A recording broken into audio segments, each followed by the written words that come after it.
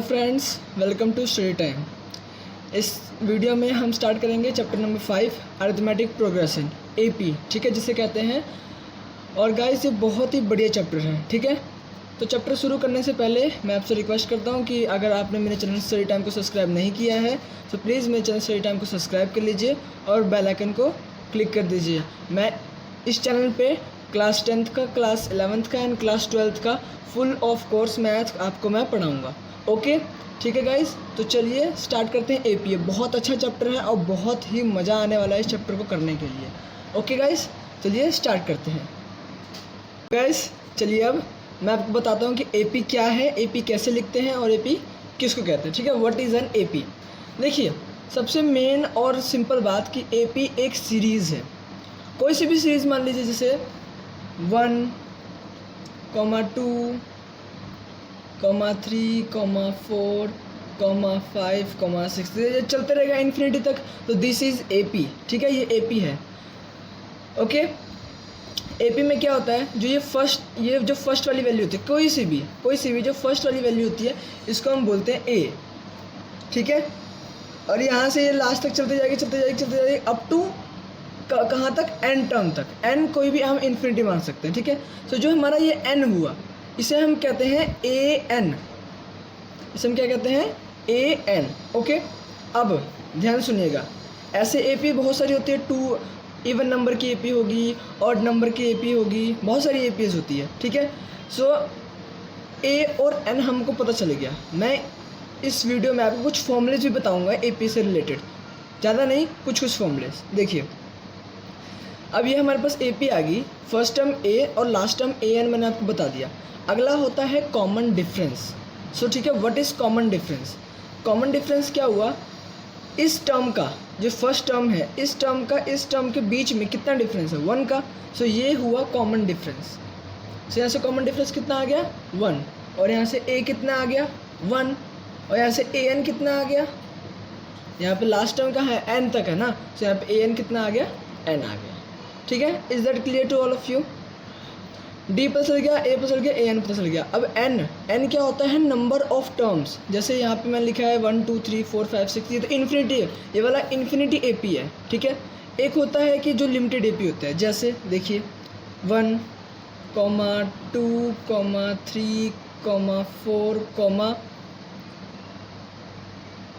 5, ठीक है, सॉरी, हाँ, 5, डॉट प्लस 20। ये क्या हुआ, ये एक लिमिटेड एपी हुआ, क्योंकि हमें पता है कि हमारी जो वैल्यू है वो 20 पे जाकर रुक जा रही है। इसमें हमें नहीं पता था, इसमें वैल्यू एन टर्म्स तक। अब एन टर्म्स आप जो मर्जी एन को लिख लीजिए, जो मर्जी एन को प्लॉट कर लीजिए, ठीक है ना। सो इसमें हमारी एन टर्म्स कितनी हुई, 1 2 3 4 5 और यहाँ पे 6 7 8 तक। जब तक 20 तक नहीं होता तब तक हमारे एन टर्म्स होते हैं। यहाँ पे एन टर्म्स कितनी हुई हमारी, 20, ठीक है। आगे समझ में। सो अब इससे रिलेटेड मैं आपको कुछ फॉर्मूलेस बताता हूँ। एक फॉर्मूला है सबसे फेमस वाला, ए पता चल गया, डी पता चल गया, एन पता चल गया।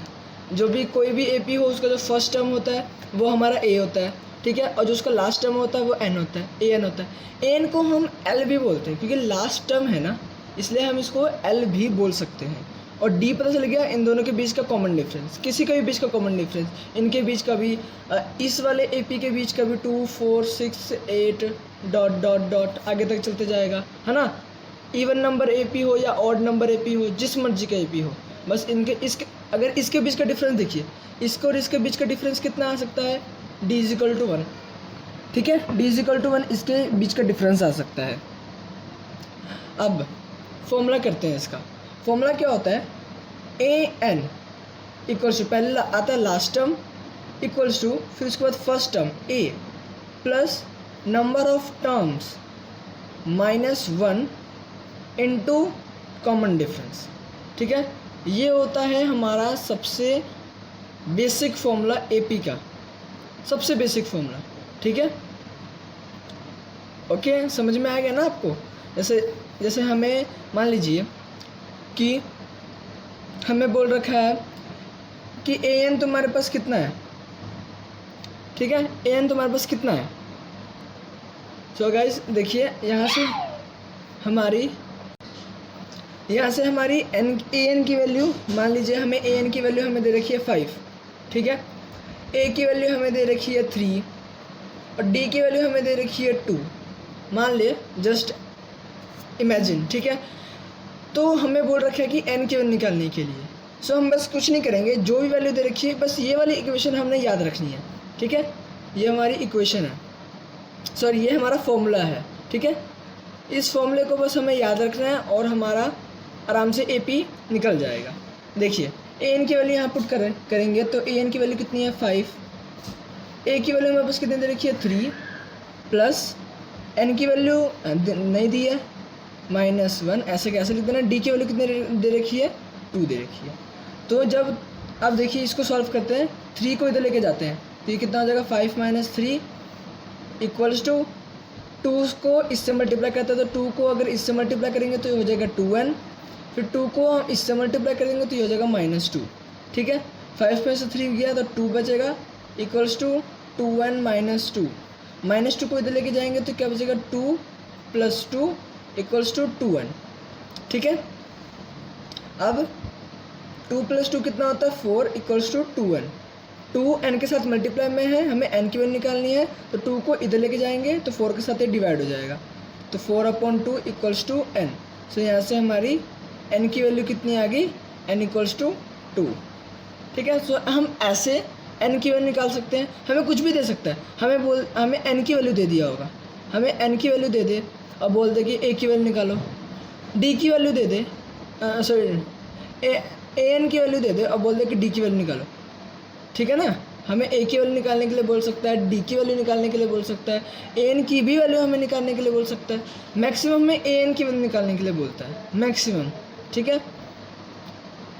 समझ गए ना मैं क्या बताना चाह रहा हूँ। सो ये जो होता है ये फॉर्मूला सबसे इम्पॉर्टेंट फॉर्मूला है, ठीक है। इस फॉर्मूले को ही मुझको आपको इस इंट्रोडक्शन पार्ट में बताना था, ठीक है। आप समझ गए होंगे अच्छी तरह से, एकदम क्लियर एंड कट कि अरिथमेटिक प्रोग्रेशन हम किसे कहते हैं। अरिथमेटिक प्रोग्रेशन एक सीरीज़ होती है, किसी भी नंबर की सीरीज, कोई भी नंबर ले लो, इन्फिनिटी तक नंबर जा रहा है, कोई सा भी नंबर, इवन नंबर हो, इरेशनल नंबर हो, रैशनल नंबर हो, रियल नंबर हो, इंटीजर्स हो, कुछ कोई सा भी नंबर, बस वो अगर सीरीज़ में है तो वो ए पी है, अरिथमेटिक प्रोग्रेशन है, ठीक है। मैं दोबारा से बता देता हूँ, जो ये सीरीज़ होती है, कोई सी भी सीरीज़ मान लीजिए, इसका जो ये फर्स्ट वाला वैल्यू होता है, फर्स्ट वाला वैल्यू कहीं से भी स्टार्ट हो सकता है, जैसे इससे 2 से स्टार्ट हो रहा था, 3 से स्टार्ट हो सकता है, 3 4, ठीक है ना, 5 6 ऐसे डॉट डॉट डॉट कहीं तक भी जा सकता है। तो जो फर्स्ट वाली वैल्यू होती है वो हमारी होती है ए, ठीक है। और जो फर्स्ट वाली वैल्यू और सेकंड वाली वैल्यू के बीच का डिफरेंस होता है वो होता है हमारा डी। फर्स्ट वाली वैल्यू को ध्यान से, फर्स्ट वाली वैल्यू को हम A1 भी बोलते हैं, फर्स्ट वाली वैल्यू को A1 भी बोलते हैं, और ठीक है। और सेकंड वाली जो वैल्यू होती है, मैं यहाँ पे लिख देता हूँ, उसको हम A2 भी बोलते हैं। फिर उसके बाद ये थर्ड वाली वैल्यू को बोलेंगे A3, फिर उसके बाद इसको A4, इसको A5, इसको A6, है ना, जहाँ तक जाते जाएगा वहाँ तक हम इसको बोलते हैं। ऐसे ये हमारी टर्म होगी A1, A2, A3, A4, A5, A6, ठीक है, अप टू n टर्म्स तक, ठीक है। समझ में आ गया ना। और हाँ, डी निकालने का मैं आपको फॉर्मूला भी बताया था कि डी कैसे निकालता है, ठीक है ना। जैसे मान लीजिए हमें कोई ए पी दे रखा है, यहाँ पे मैं फॉर एग्जांपल मैं आपको बताता हूँ, जैसे हमें कोई ए पी दे रखा है, हमें दे दिया 5, 10, 15, 20 डॉट डॉट डॉट, ठीक है, बस 3 डॉट लगाना होता है। अब हमें बोल रखा है कि इसका ए बताओ, डी बताओ, ठीक है, बस ए और डी बताने के लिए हमें इसको बोल रखा है।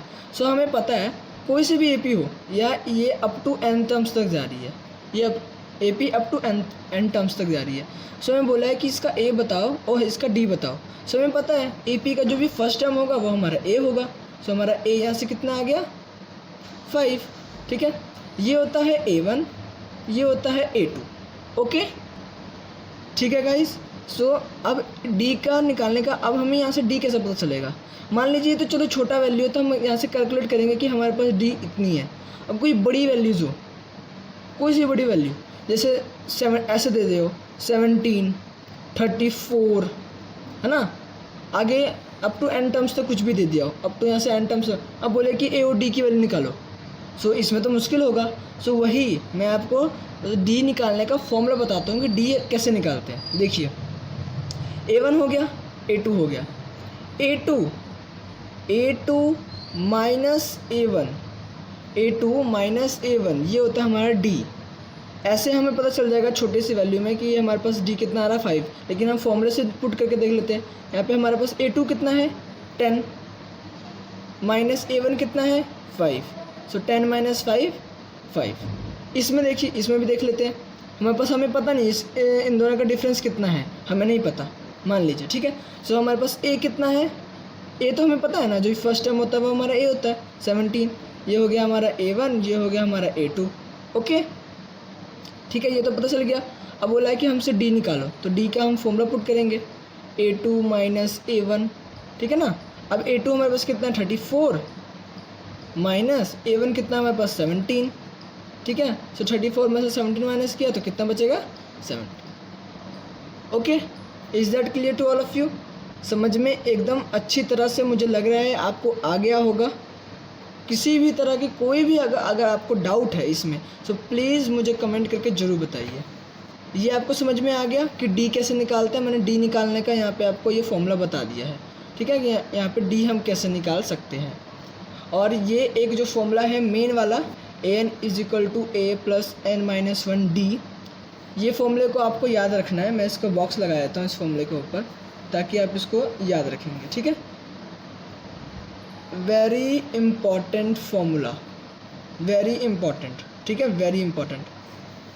अब आपको एपी के बारे में कुछ इंट्रोडक्शन पता चल गई होगी कि एपी किसे कहते हैं, एपी होता क्या है आखिर में, ठीक है। हाँ, एक और इस टाइप से क्वेश्चन आ सकता है कि हमें ए और डी की वैल्यू दे देगी, ए और डी की वैल्यू दे दी है और हमें बोल दिया है कि एपी निकालो। सो वैसे क्वेश्चन एक्सरसाइज में है। मैं जब एक्सरसाइज स्टार्ट करूँगा अगली वीडियो में, हम एक्सरसाइज स्टार्ट करेंगे, तो उसमें वैसे क्वेश्चन है, तो मैं आपको वो क्वेश्चन एकदम बढ़िया तरीके से समझाऊंगा। इतना आपको समझ में आया? Is that clear? किसी भी तरह का कोई भी डाउट, ठीक है ना। हम ये an है, लास्ट टर्म को हम l भी डिनोट कर सकते हैं, ठीक है। यहाँ पे हम l भी ले सकते हैं, कोई भी किसी भी तरह का प्रॉब्लम नहीं है, ठीक है गाइस। सो ये था हमारा इंट्रोडक्शन पार्ट एपी का। इस फॉर्मूले को जरूर नोट कर लीजिएगा, ठीक है। ये फॉर्मूला बहुत इंपॉर्टेंट है। सो गाइस, ये था हमारा इंट्रोडक्शन पार्ट एपी का, ठीक है। न्यू चैप्टर है हमारा, chapter number 5 AP class 10th का। इस वीडियो के लिए बस इतना ही। अगली वीडियो में एक्सरसाइज 5.1 का क्वेश्चन नंबर 1 मैं आपको कराऊंगा, ठीक है। क्वेश्चन नंबर 1 के आई थिंक 3 पार्ट्स हैं, तो तीनों के तीनों पार्ट्स मैं आपको ज़रूर कराऊंगा। ओके, सो आज के लिए बस इतना ही गाइस। मिलते हैं अगली वीडियो में। मेरे चैनल से टाइम को सब्सक्राइब कर दिएगा और बेल आइकन को जरूर दबा दीजिएगा। Bye bye.